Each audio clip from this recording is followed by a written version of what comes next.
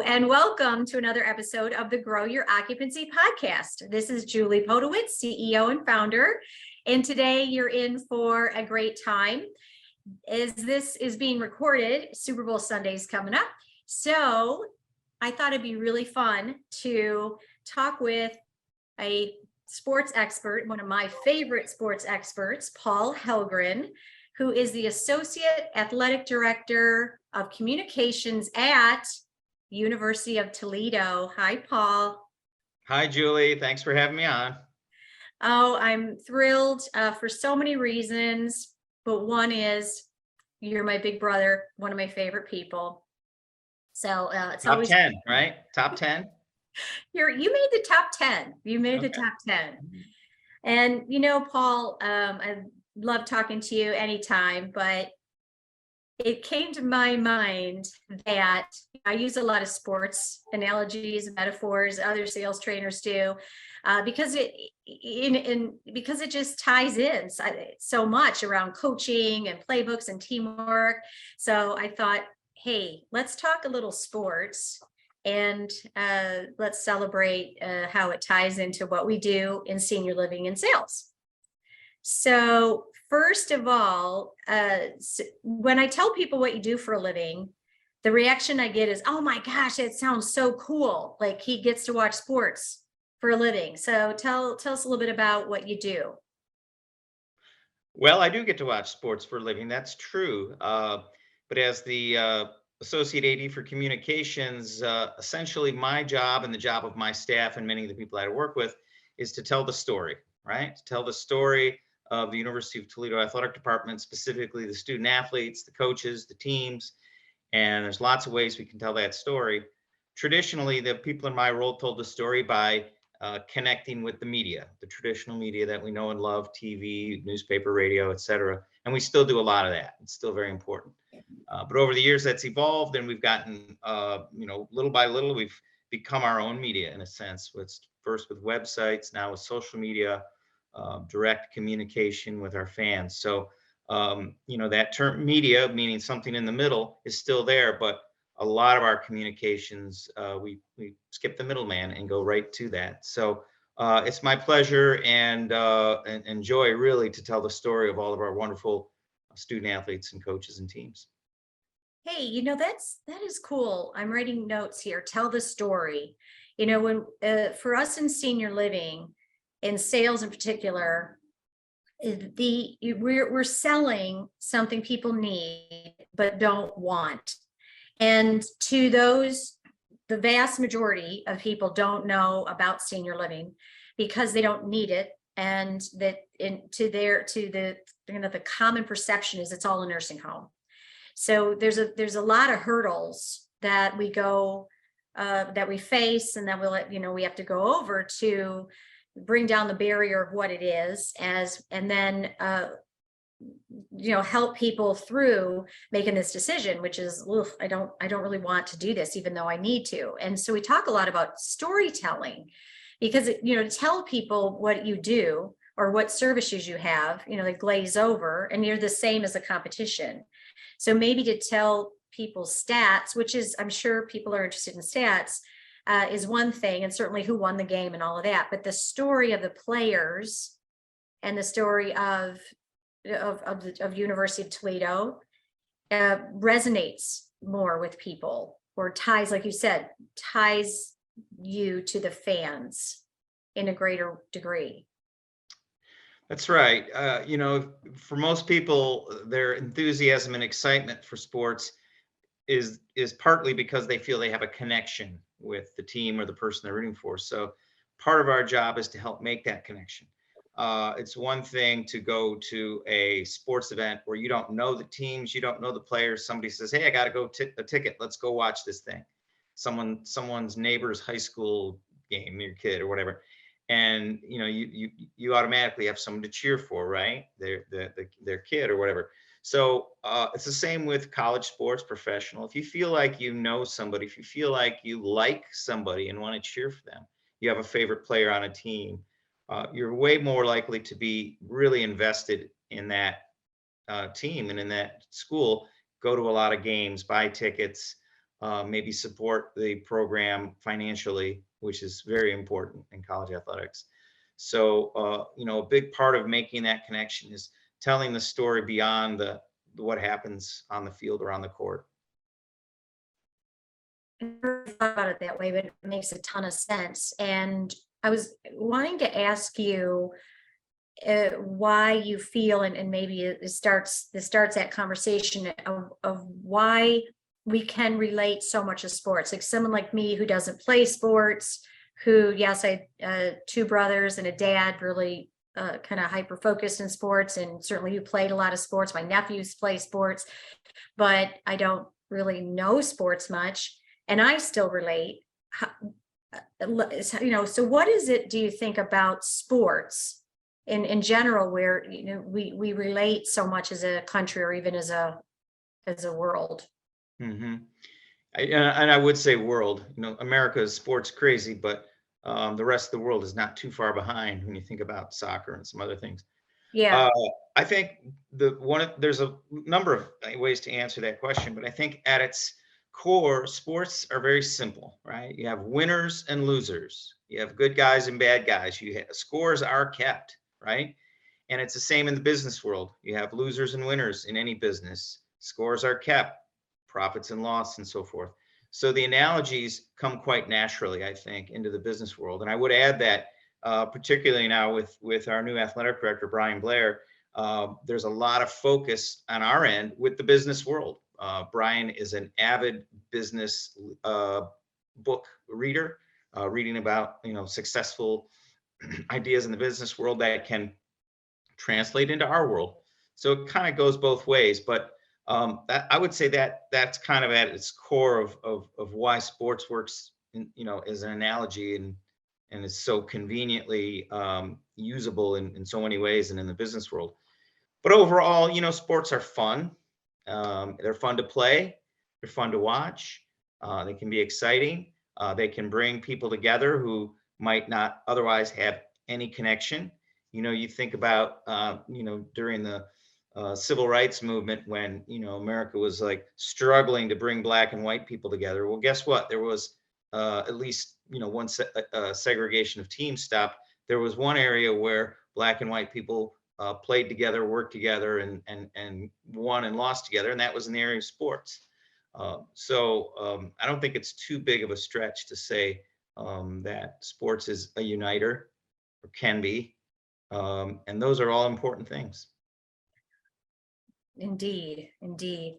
So you talked about Coach Brian Blair, who takes his knowledge and interest in business and applies it to sports, right? And running a He'd be happy school. to know you called him Coach Blair. Coach Blair. No, he's our athletic director, not a Oh, coach, I'm but sorry, your he's athletic he's director. sort of the coach of us. He's the captain Coach of our of- administrative team. Coach in a He's way, your yeah. athletic director, Yes. Brian Blair. Some of the things that kind of come to mind in the sports world, or maybe in the business world, like something we hear a lot is like talented players can't do it alone, right? Right. So you got one talented, or in our world, a great salesperson, let's say, in a community, can't fill the building by themselves. It's a Mhm. team. You can't run a business one talented player. So everyone on the team has to be focused on the same goal. I mean, you've seen, I don't know, thousands and thousands and thousands of games, and work with thousands of people. How important is all of that? And can you give any examples of teams that just really pull well together, and conversely, disaster?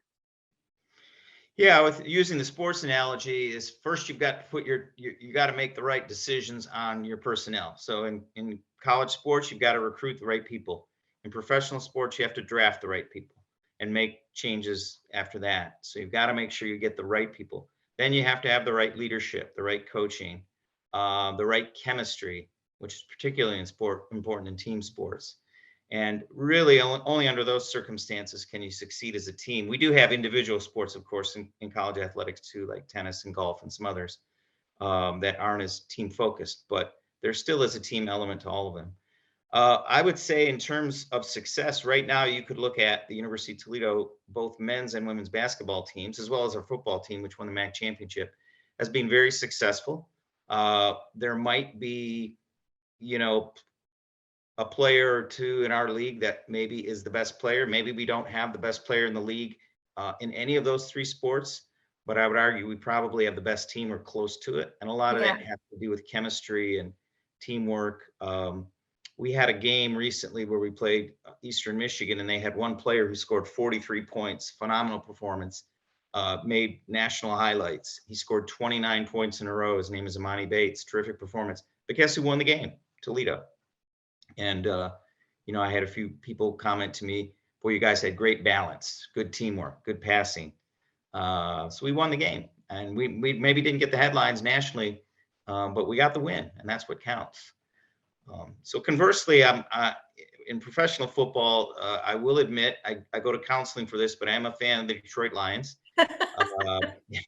50-year, we're on a 50-year rebuild. Yeah.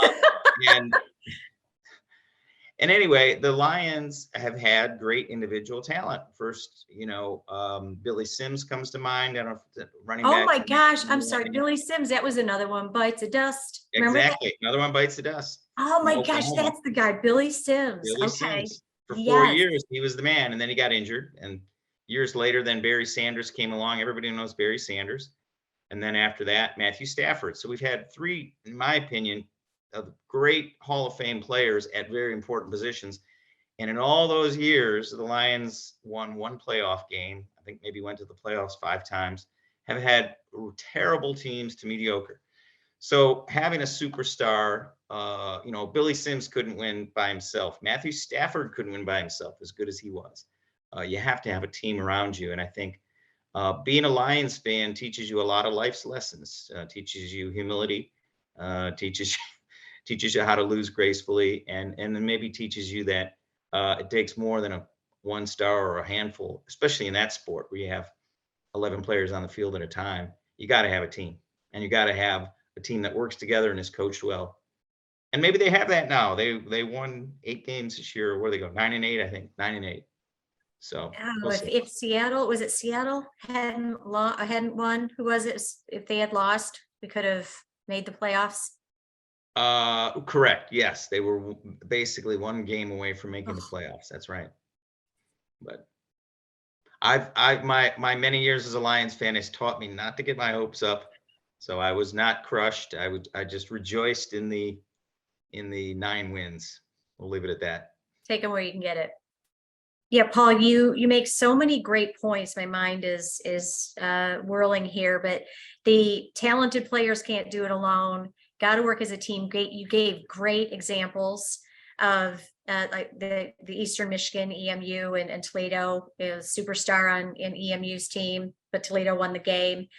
Detroit Lions fan. I would think too that what is that about? Like keep going. Right? Keep going in the loss. So in sales, another parallel that I see is you lose more than you win. So a great, and you're going to correct me, please, but a great batting average. I always use Ted Williams as an example, right? Is he still have the record of the highest batting average in a season?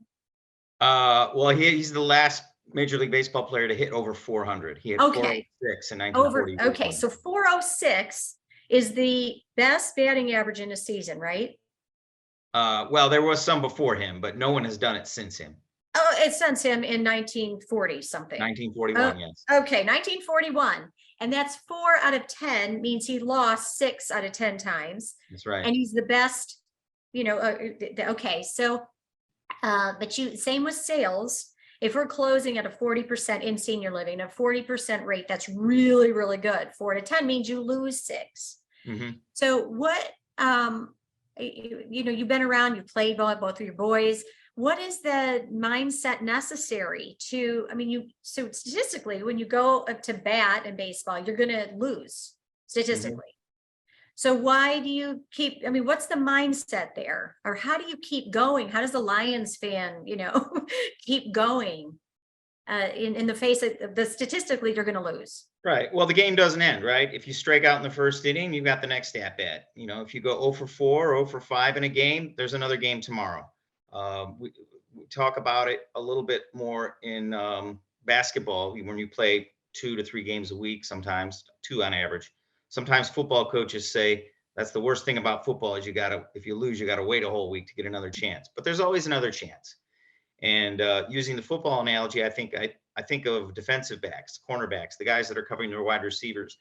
You'll often hear one of the best mental skills for those guys is to have a short memory, because you give up a long touchdown, everybody notices that, and you see guys shaking their head and maybe looking at each other. I had him. Did you have him? You got to forget about it and get right back and make the next play, because your team needs you to make that next play. You strike out or you hit into a double play in baseball in the 4th inning, you're going to be back up in the 7th inning. Forget about it. Your team needs you in the 7th inning. If you wallow in your failure and think about it and get distracted from what you're trying to do, you're probably not going to be a successful athlete. And I would say the same probably is true in your field in sales. You got to forget about that one you lost and get on to the next one. Can't say it better than that. Well, Paul, thanks for talking with me on the Grow Your Occupancy podcast. If you want to learn more about us and what we do, you can find us on growyouroccupancy.com. And please like and share podcast. It helps others find us. And if you want to learn more about sports or the University of Toledo, Paul, how do they get in touch with you? Oh, the best way to learn about the Rockets is to go to our website, utrockets.com, or follow us on social media. We're on all of them. Name it. Twitter, Facebook, Instagram, TikTok. You will find us on social media. You got it. Go Rockets. Go Thanks, Rockets. Paul. All right. Bye-bye. Bye.